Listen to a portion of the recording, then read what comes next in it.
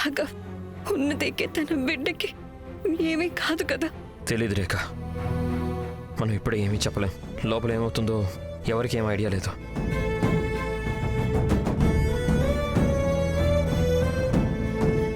Already nurses అందరూ బయటికి వెళ్ళిపోయారు.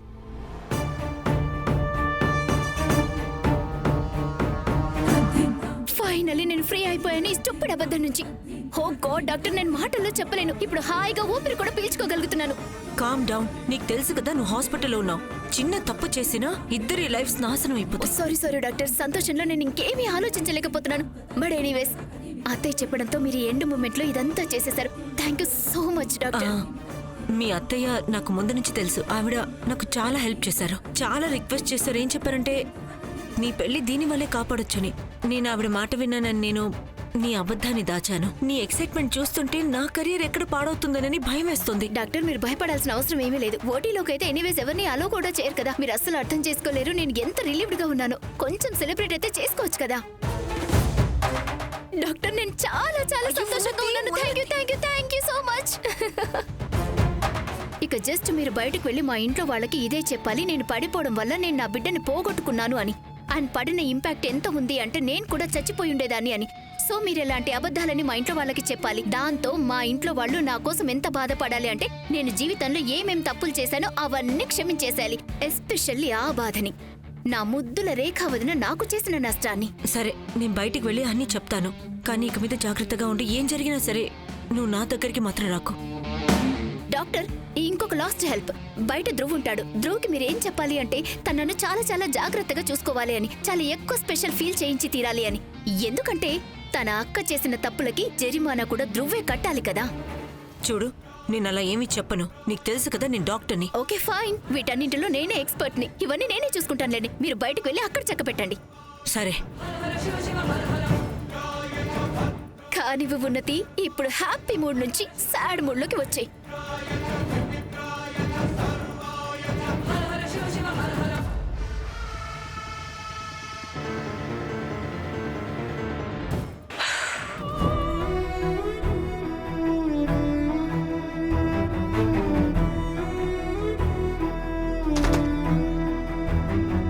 డాక్టర్, ఉన్నతి ఎలా ఉంది?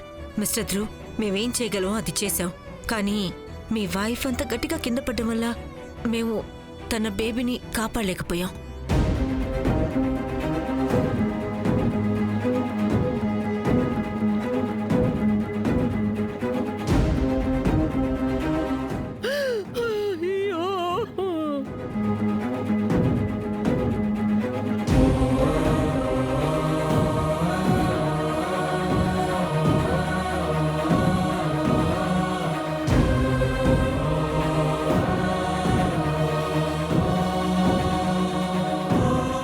మీరేమన్నారు? రాఘా, నాన్న నిన్ను నువ్వు సముదాయించుకో. నువ్వు ధైర్యంగా ఉండడం చాలా ముఖ్యం.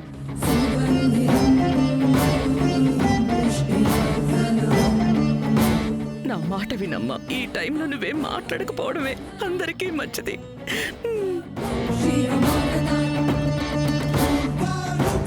మేము తనని చూడొచ్చా డాక్టర్?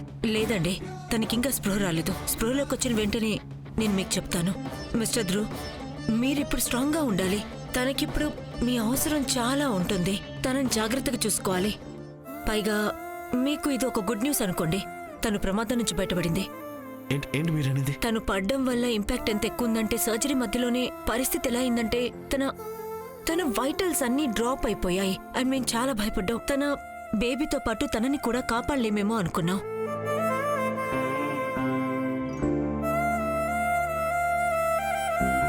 నిజంగా మిస్టర్ ధ్రువ్, మేం తనని చాలా కష్టంగా కాపాడాం.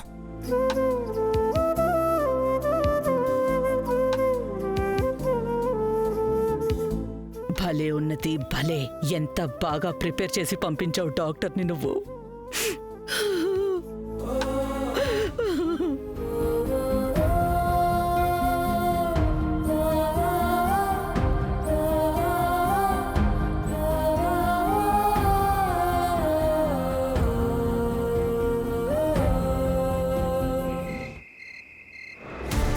అమ్మా, ప్రతి ఉన్నతి తన బిడ్డని పోగొట్టుకుంది.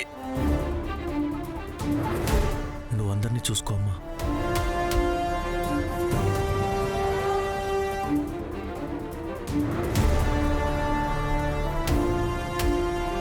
ప్రతీక్, ఏమైంది? అమ్మ ఏమంది? అమ్మ ఏం చెప్పింది ప్రతీక్? చెప్పండి.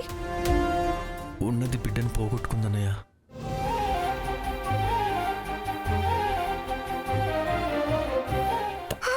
అయ్యో మమ్మీ,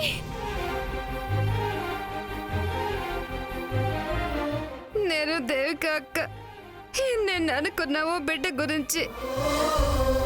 ధ్రువ్ పాపం వాడు వాడు ఎంత బాధపడుతూ ఉంటాడో ఏంటో.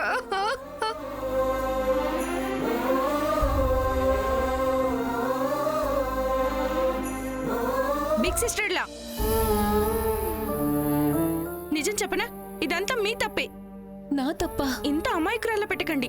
మీకు అందరూ చెప్పారు కదా ఉన్నతి దగ్గరికి, బేబీ దగ్గరికి వెళ్ళడం మంచిది కాదు అని. కానీ మీరు వినలేదు. మీరెప్పుడు ఆల్ టైం గొప్పదైన రేఖ మాటనే వింటారు కదా. ఇప్పుడు అపశకునం జరిగిపోయింది కదా. దివ్య, నువ్వేం మాట్లాడుతున్నావు? ఇదంతా అవసరం లేదు. మీరు క్వైట్ గా ఉండండి ప్రతీక్. దిష్టి విష్టి గురించి మీకేం తెలీదు.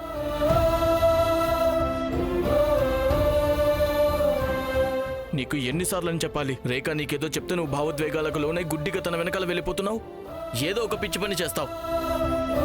ఇప్పుడు చూసావో ఫలితం? నీ తెలివి తక్కువ పనికి ఇక్కడికి రావాలని మొండి పట్టు పట్టినందుకు. నిన్ను ఇక్కడికి చాలా మంది రావద్దు అని చెప్పారు. ఇప్పుడు అందరూ నిన్నే మాటలు అంటున్నారు. ఇదేనా నీకు కావాల్సింది? చెప్పు. వీరు, ఇవన్నీ ఇప్పుడు మాట్లాడుకునే టైమా చెప్పు? నువ్వు నాతో పట్రా రా. వదిన ఎవరు ఏమనుకున్నా నేను అసలు పట్టించుకోను. ఇందులో మీ తప్పేం లేదని నేను నమ్ముతున్నాను. మీతో నేనున్నాను. ప్రతీక్, ఇప్పుడు మీరు హద్దులు దాటుతున్నారు. హద్దులు దాటుతున్నది నువ్వు దివ్య.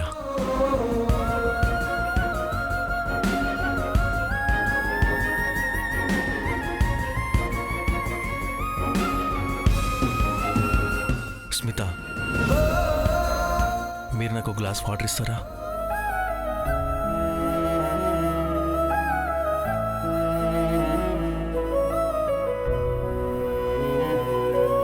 ప్రతీక్,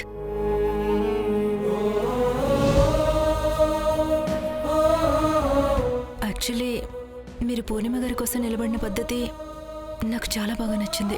నేను నమ్మేది ఏంటంటే ప్రతి స్త్రీకి ఒక హక్కు ఉంటుంది. వాళ్ళతో గౌరవంగా, డిగ్నిటీతో ప్రవర్తించాలని. అందరూ ఇది నా బలహీనత అనుకుంటున్నారు. కానీ నాకు తెలుసు ఇదే నా బలమని.